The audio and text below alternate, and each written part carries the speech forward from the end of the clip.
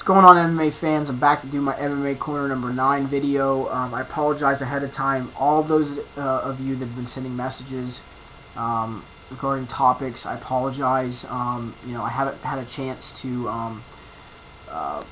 really push these topics as far as really putting a whole bunch of them into videos. I'm about a week behind. I'm sorry about that. But I am going to start putting more topics into videos and still try to be in depth about each topic. So let's get right to it. First topic that was sent to me was from Triprunnerz concerning Brock Lesnar and Randy Couture, and can Brock Lesnar pose problems to Randy? Yes. Lesnar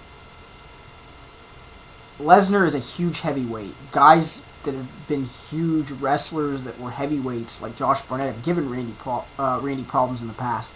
But I think that Brock hasn't developed fully in MMA and still has a lot of time. Look at him now, a year from now, and we really would be able to say, could Brock give Randy a good solid challenge, and Randy not be methodical, Randy not have a good game plan against Brock? I think there would be some things that Randy would try to exploit to be able to beat Brock. Could Brock beat Randy? Of course, anything can happen in MMA. Thanks for the topic. Next topic was from UFCManz about Thiago Alves versus Diego Sanchez. And does Diego deserve a title shot if he beats Thiago? Well, Diego comes off of a loss to Josh Koscheck and John Fitch, beats David Beckedin and Luigi Fioravante. No, he doesn't deserve a title shot. He needs 2 more solid opponents. If he beats Alves, 1 more guy, then maybe you can make the justification. Alves, depending on whether you believe, if he wins this fight based upon his, his last fight and being able to make weight, does he deserve to fight for the title? That's left up to interpretation. I think if he beats Sanchez, yes, he should get a title shot. He's beaten the creme de la creme at this point at 170, so he should be the next guy in line. Thanks for the topic. UncleMowglie wanted me to talk about the scoring system and whether or not we should see more 10-8 and 10-7s. But really, what this comes down to is, and I've talked about this in the past before I left YouTube, and of course coming back, and even in my Rampage and Forrest controversy video, that the scoring system is somewhat flawed. And, the 10-point must system that is used from boxing is not good for MMA. The dream/pride way of scoring should be the way that we see fights scored, with some alterations. There would be some things that would need to be changed, and that would need to be a unified rule base and a unified way of judging fights, and there would need to be proper training, and they would need to get input from guys that fight in this sport, that can say that would constitute something that I would score this, and this for. And that's how it needs to be. It really needs to come down to the fighters and people that are highly involved in this sport to make those kind of decisions of what should be the criteria of how a fight should be judged. Thanks for the topic. The next topic was from the MMAWizard and Zenmanjr. Wanted me to talk about Fedor and is he overrated. The reason that this video is so late, this MMA Corner video, is I wanted to wait and see, I picked Fedor to win in that fight for the Affliction Band card, but is Fedor overrated? Well, go watch his fight with Tim, and go watch any of his fights in Pride. Nog, Zulu,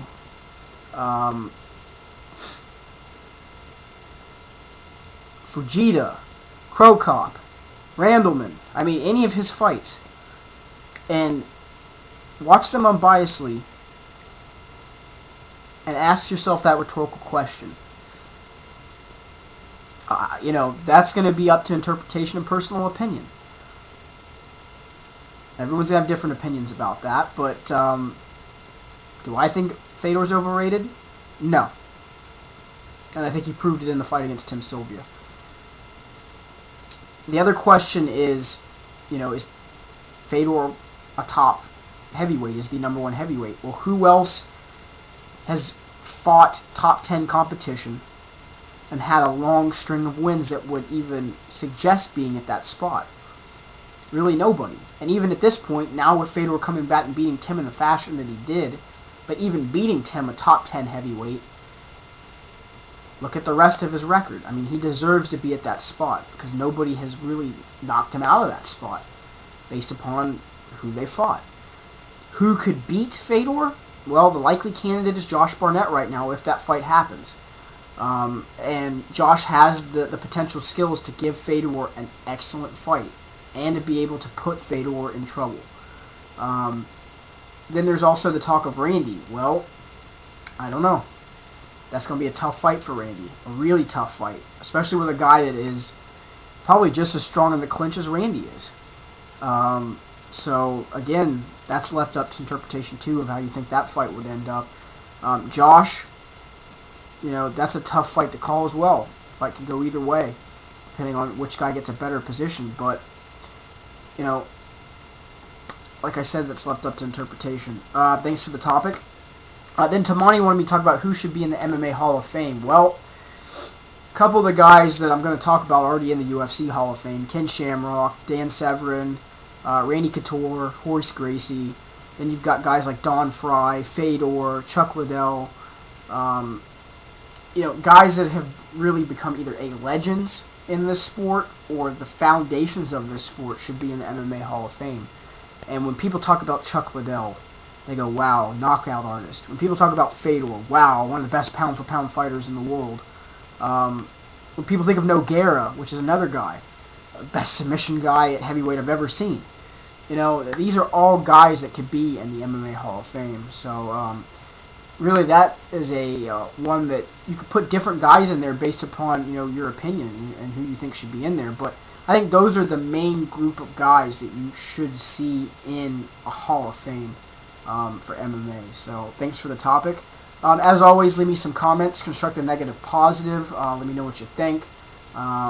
Leave me some ideas for, if not my, not this upcoming MMA Corner video, but for the next MMA Corner video. I promise that I will get to them. And on that note, you guys, have a great day.